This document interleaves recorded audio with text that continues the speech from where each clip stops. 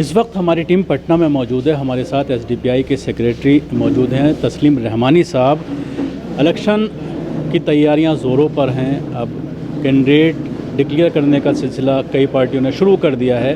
हालांकि अभी तक ये तय नहीं हुआ है कि किस तरह से अभी चुनाव लड़े जाने हैं। पार्टियों का आपस में तालमेल अभी तक क्लियर नहीं हुआ है अगर बड़ी पार्टियों की बात करते हैं। लेकिन जहाँ तक एसडीपीआई का ताल्लुक़ है, एसडीपीआई पप्पू यादव के साथ मिलकर के यहाँ पर लड़ रहा है। क्या कहना चाहेंगे, जिस तरह से अभी आप कह रहे थे कि जब मुसलमान कोई पार्टी बनाता है तो उसके ऊपर सांप्रदायिकता का इल्ज़ाम लगाया जाता है। जिस तरह से AIMIM की अगर हम बात करते हैं या आपकी SDPI की अगर हम बात करते हैं, अगर उसका अध्यक्ष या उसका सेक्रेटरी, उसका जो ओहदेदारान है, अगर वो मुस्लिम है तो ये इल्ज़ाम लगाया जाता है। जबकि अगर वहीं दूसरी तरफ देखा जाए तो और बहुत सारी पार्टियां हैं जो सिर्फ एक ही मज़हब को रिप्रेजेंट करती हैं और उन्हीं के लिए काम करती हैं। देखिए, ये बदकिस्मती की बात है कि हम तो सेकुलर मुल्क हैं, सोशलिस्ट हैं। हमारा कॉन्स्टिट्यूशन जो है वो शुरू होता है वी दी पीपल के नाम, हम भारत के लोग के नाम से। लेकिन अब हम सियासी पार्टियों को देखते हैं तो पिछले 70 साल का ये तल्ख तजुर्बा है कि 70 ईयर्स में जितनी पॉलिटिकल पार्टीज़ मेन स्ट्रीम की हैं, जो लोकसभा में या स्टेट असम्बलीज़ में रहती हैं, उन पार्टीज़ में फैसला साज पोजीशंस पे मुसलमान नहीं होते। हालांकि हर पॉलिटिकल पार्टी में मुसलमान बहुत पोटेंशियल के साथ काम करते हैं, मुसलमान की लीडरशिप भी वहाँ मौजूद होती है। लेकिन जब उसमें सदारत का मसला आता है या बिल्कुल टॉप हायरार्की का मसला आता है तो मुसलमान के बड़े बड़े लीडर को भी नज़रअंदाज कर दिया जाता है। उसकी बहुत सी मिसालें हम हर पार्टी में दे सकते हैं। तो इससे ये अंदाज़ा होता है कि भारत के राजनीति में मुसलमानों को मार्जिनलाइज करने के पॉलिटिकल एरेना पे भरपूर साजिश की गई है। और ये नतीजा है कि जब मुसलमान कोई पॉलिटिकल पार्टी बनाते हैं या उस पॉलिटिकल पार्टी में मुसलमान सदर हो जाता है तो उसको कम्युनल कह के डिमोरलाइज किया जाता है, ताकि मुसलमान जो पॉलिटिकल स्पेस है, नेशनल मेन स्ट्रीम की पॉलिटिकल स्पेस, उसको ऑक्यूपाई ना कर पाएँ। तो एक बड़ी साजिश है। और इसलिए होता है कि MK फैज़ी अगर किसी पार्टी के सदर हैं तो उसको सारा मीडिया, पूरा देश कहता है ये कम्युनल है। असदुद्दीन अवैसी अगर हो जाए या कोई भी इस तरह हो जाए तो उसको कम्युनल कहे, हालांकि बिल्कुल कोई ताल्लुक़ नहीं उसका कम्युनलिज्म से।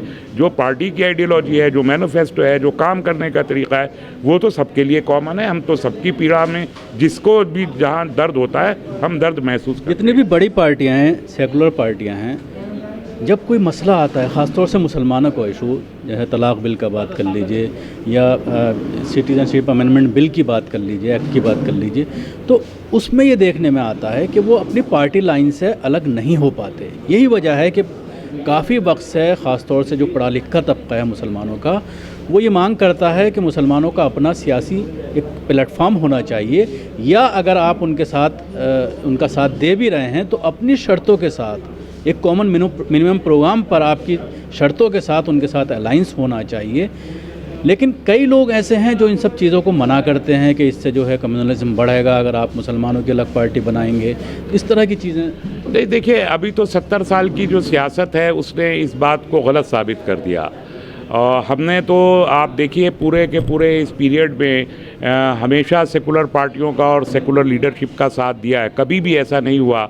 और इसीलिए आप देखिए, मुस्लिम लीग हमेशा मौजूद रही है इस मुल्क में। एक भी पार्लियामेंट ऐसी नहीं हुई 18 पार्लियामेंट में कि जिसमें मुस्लिम लीग की नुमाइंदगी ना हो। लेकिन आम तौर पर पूरे मुल्क में केरल के बाहर मुस्लिम लीग को कोई अहमियत नहीं दी गई, इत्तेहादुल मुस्लिमीन को हैदराबाद के बाहर कोई अहमियत नहीं दी गई। एज ए होल मुसलमानों ने सेकुलर पॉलिटिक्स पर हमेशा भरोसा किया, सेकुलर गैर मुस्लिम लीडर्स पर भी हमेशा भरोसा किया, सिर्फ इस वजह से कि कम्युनलाइजेशन ना बढ़े। लेकिन हम देख रहे हैं कि वो तजुर्बा नाकाम हुआ। तो जिन लोगों की आज ये कहना है कि कम्युनलिज्म बढ़ता है इससे, वो तजुर्बात की रोशनी में देखें तो अपने आप को गलत महसूस करेंगे। हम ये महसूस करते हैं कि अगर अकालियों की हो सकती है, पासवान, और फिर हम तो मुस्लिम पॉलिटिक्स की बात नहीं कर रहे, हम तो कॉमन पॉलिटिक्स की बात कर रहे हैं, उस पेडिस्टल पे जहाँ फैसला कुन और फैसला साज पोजीशन पे मुसलमानों का समझदार ग्रुप मौजूद हो, सिर्फ उसकी बात कर रहे हैं, उसको कम्युनलाइज नहीं कर रहे हैं। ये जो मिजाज बना दिया है कि मुसलमान अगर लीडरशिप के फ्रंट पे खड़ा है तो बस वो कम्युनल ही हो सकता है, इससे बड़ी गाली पूरी की पूरी मुस्लिम कम्युनिटी को इस देश में नहीं हो सकती।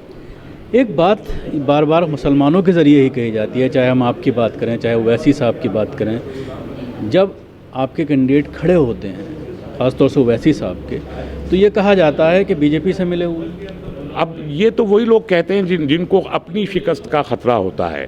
कांग्रेस को जब ये लगता है कांग्रेस को लगता है कि मुस्लिम वोट पर्टिकुलरली दलित वोट उनके हाथ से, मुस्लिम वोट उनके हाथ से खिसक रहा है, तो वो जो फोर्सेस भी उनकी खड़ी होती हैं उनको कम्युनल कहकर और बदनाम करती हैं। तो तमाम पॉलिटिकल पार्टी जिनके हाथ से सत्ता खिसकती हुई निकलती है, डर लगता है, वो इस किस्म की बातें करते हैं जो झूठ पे मबनी है।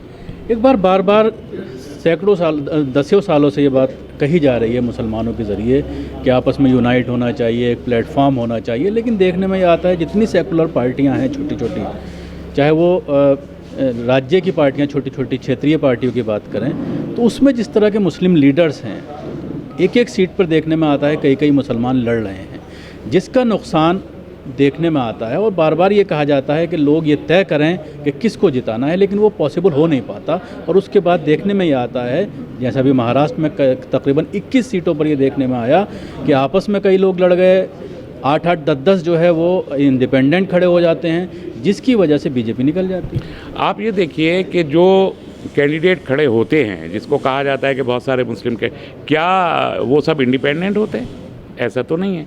वो किसी न किसी पॉलिटिकल पार्टी के टिकट पे खड़े होते हैं। तो ये मुसलमानों को तो, या जो भी लोग वोटर हैं दरमियान में, उनको तो जो चॉइसेस दी जाएंगी वो उन्हीं को वोट करेंगे। तो ये जिम्मेदारी तो पॉलिटिकल पार्टियों के ऊपर डालनी चाहिए कि वो ऐसी सीटों पर जहाँ से नुमाइंदगी किसी की फिक्स होनी हो, वहाँ पर वोट के स्प्लिट को रोकने की कोशिश करे। अब सेकुलरिज्म की दावेदार कांग्रेस भी है, एनसीपी भी है, और आरजेडी भी है, जेडीयू भी है। ये सब के सब जो है ये एक होकर क्यों नहीं लड़ते? ये जिम्मेदारी इनकी होनी चाहिए। आप कम्युनिटी को ब्लेम नहीं कर सकते। अगर आप 21 सीटों पर हर पॉलिटिकल पार्टी एक मुसलमान को टिकट दे रही है, तो ये तो जिम्मेदारी और ये गलती और ये खता और ये कसूर और ये दानिस्ता साजिश उन पॉलिटिकल पार्टीज़ की है जो अपना कैंडिडेट लॉन्च कर रही हैं। ये वोटर की नहीं है। इसके लिए वोटर को जिम्मेदार करार देना ये भी एक साजिश है।